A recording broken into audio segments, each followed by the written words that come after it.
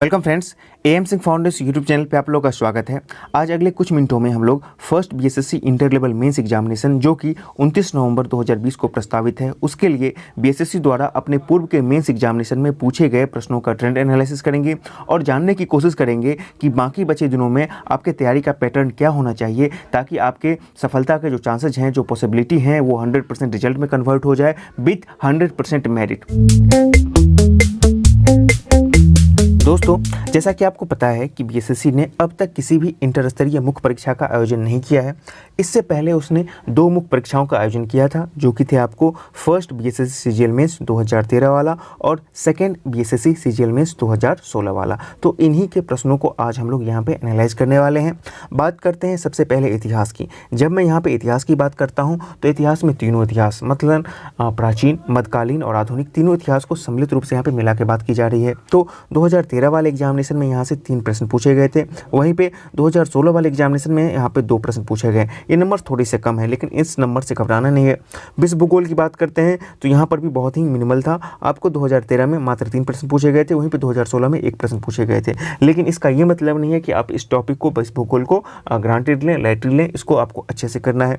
अब भारत का भूगोल, ठीक है ना। भारत का भूगोल एक ऐसा टॉपिक है, एक ऐसा चैप्टर है जो आप एग्जामिनेशन में, किसी भी एग्जामिनेशन में बैठो, इंडिया के किसी भी एग्जामिनेशन में बैठो, तो आपसे ये एक्सपेक्ट की जाती है कि आपको भारत के भौगोलिक स्थिति के बारे में बेहतर जानकारी हो। इसीलिए ना सिर्फ बिहार एशिया मेंस बल्कि बीएसएससी इंटर मेंस के लिए भी भारत का भूगोल बहुत ही इंपॉर्टेंट टॉपिक है। देखिए यहाँ पे 2013 में यहाँ से 11 प्रश्न पूछे गए थे और 2016 में इसमें से आपको 8 प्रश्न पूछे गए थे, ठीक है। बात करते हैं संविधान की। संविधान में देखिए यहाँ पे 2013 में 6 प्रश्न थे, वहीं पे 2016 में सीधे डबल हो जाते हैं। और संविधान तो all time favourite, all time important topic होता है, चैप्टर होता है जो संविधान को तो आपको बहुत अच्छे से करना ही है। अब चलते हैं अगले टॉपिक की तरफ, करते हैं भारत की अर्थव्यवस्था की। अर्थव्यवस्था से आपको 2013 वाले में 2 प्रश्न पूछे गए थे, वहीं पे 2016 वाले में 3 प्रश्न पूछे गए। तो ये भी एक नॉर्मल चल रहा है यहाँ पे।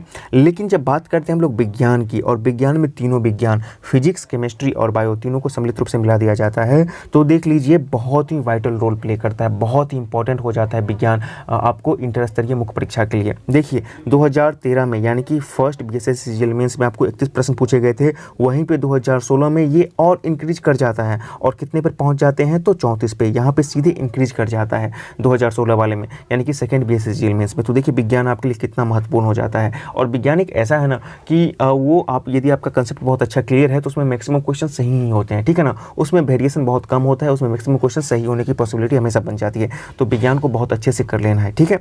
अब चलते हैं विविध की तरफ। देखिए विविध में 2013 वाले में सीजीएल मेंस 1 में 14 प्रश्न थे, वहीं सीजीएल मेंस 2 2016 में 8 प्रश्न थे। लेकिन मेरा रिकमेंडेशन है कि आप विविध को भी बहुत अच्छे से कीजिएगा। देखिए यहाँ पे मैं एक चीज़ आप लोगों से शेयर करना भूल गया था।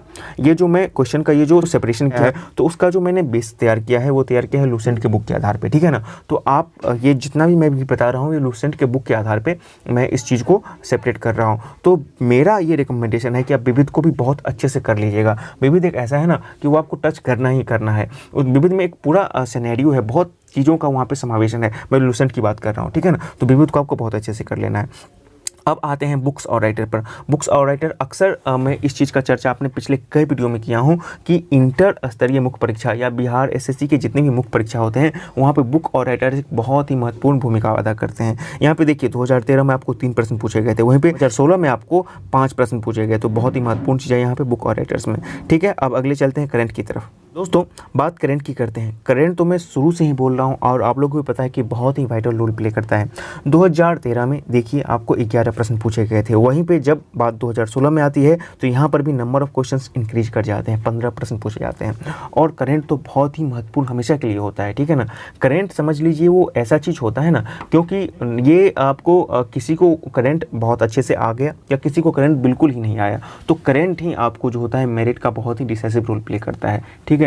तो करंट को आप लोगों को अच्छे से करना है, बहुत अच्छे से करना है, ठीक है ना। करंट ऐसा है जो अनप्रेडिक्टेबल है, वो आप कितना भी तैयारी कर लो लेकिन आप ये नहीं कह सकते कि कौन सा करंट पूछेगा। तो आप जितना से मैक्सिमम हो एक आपको रूटीन बना के उसको अभी से आप कीजिए, ताकि जो उसके जो प्रोबेबिलिटी होंगे ना करंट के पूछने के, वो मैक्सिमम से मैक्सिमम आप कवर कर पाएँ।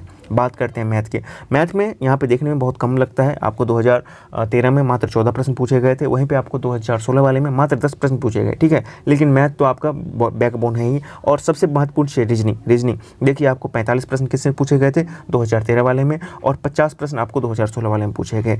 तो मैथ, रीजनिंग और करंट, ये तो मैं शुरू से आपको बोल रहा हूँ। कल वाली वीडियो में बताया था मैंने, जब बिहार से के लिए वीडियो बना रहा था उसके ट्रेंड एनालिसिस को, तो वहाँ पे बताया था कि करंट, मैथ और रीजनिंग तो आपको एक्स्ट्रा उस पर एफर्ट लगाना है। ये क्या है ना, ये स्कोरिंग सब्जेक्ट है मैथ रीजनिंग, ये आपको 100% रिजल्ट देकर जाएंगे, नंबर्स देकर जाएंगे, और यही आपके मेरिट को और अपलिफ्ट करेंगे, उसको पुख्ता करेंगे। आगे आते हैं बिहार पे, ठीक है। बिहार से प्रश्न जो थे बहुत ही आपको पॉपुलर प्रश्न थे, बहुत डीपली प्रश्न नहीं थे, फिर भी आपको एक बार बिहार के जो भौगोलिक स्थिति है, बिहार का जो जनसंख्या है, बिहार का जो स्ट्रक्चर है, राजनीतिक और भी जो चीज़ें हैं, जो मुख्य चीज़ें हैं, उसको एक बार देख जाना है। बिहार के लुसेंट से पेज से आपको प्रथम 1, 2, 3 पेज को आपको अच्छे से दिख जाना है, ठीक है ना। तो बिहार से आपको कहाँ से पूछे गए थे, 3 प्रश्न पूछे गए थे 2013 वाले में बीएसएससी मेंस में, और 2016 वाले मात्र 1 प्रश्न थे, ठीक है ना, वो नालंदा बिहार से संबंधित था। तो ये है साइंस और टेक, मैं बात कर रहा हूँ आपको साइंस टेक कहाँ से बात कर रहा हूँ, तो लुसेंट वाले से बात कर रहा हूँ, और ये सारा का सारा जो चार्ट तैयार किया गया है वो लुसेंट के आधार में तैयार किया गया, ठीक है ना। तो साइंस टेक से आपको 2013 वाले यानी कि सीजीएल मेंस 1 में 3 प्रश्न थे, वहीं पे 2016 वाले में कोई भी साइंस और टेक से स्पेसिफाइड प्रश्न नहीं थे। बात जहाँ तक खेल की जा रही है तो 2013 वाले में 1 प्रश्न थे और 2016 में भी आपको 1 प्रश्न थे। तो इस आधार पे आपको कुल 150 प्रश्न का ये पूरा का पूरा सिनेरियो बन गया है आपको बीएसएससी सीजीएल मेंस 1 में और बीएसएससी मेंस 2 में। तो अभी मैंने जिन टॉपिक्स की चर्चा इस वीडियो में पहले किया है उन सबको तो आपको अच्छे से तैयारी करना ही है, लेकिन साथ ही साथ एक टॉपिक बहुत ही महत्वपूर्ण हो जाता है और वो है आपको पंचायती राज और स्थानीय स्वशासन। इस चीज़ को थोड़ा सा समझिए। आपको पता है कि इस बार इंटर स्तरीय मुख्य परीक्षा में पंचायत सचिव और आपको राजस्व कर्मचारी ऐसे पदों का चयन होने वाला है, ऐसे पोस्ट पर चयन होने वाला है जो कि ग्रामीण परिवेश से संबंधित रखते हैं, इसलिए पंचायती राज आपके लिए बहुत महत्वपूर्ण हो जाता है। और वैसे भी ये दोनों टॉपिक आपको इंटर स्तरीय मुख्य परीक्षा के सिलेबस में दिया गया है। तो पंचायती राज और स्थानीय स्वशासन को आपको बहुत अच्छे से कर लेना है। केंद्र स्तर पर इसके क्या प्रावधान है, भारत में इसका क्या प्रावधान है, आपको किस सूची में है, किस संशोधन के द्वारा लाया गया था, जो कमेटियां हैं किसने 2 स्तरीय किसने 3 स्तरीय का किया था, संवैधानिक जो 1993 वाला आया था वो किसके आधार पर बना था। तो इन चीज़ों को करने के साथ साथ आपको बिहार के स्तर पर बिहार पंचायती राज अधिनियम 2006 और उसके बाद उसमें जो लेटर ऑन उसमें संशोधन हुए उन सबको अच्छे से कर लेना है। और बीएसएससी द्वारा इसके मेंस में जो इतने भी पंचायती राज से प्रश्न पूछे गए थे 2015 वाले में, उसको भी आप लोगों को अच्छे से देख लेना है।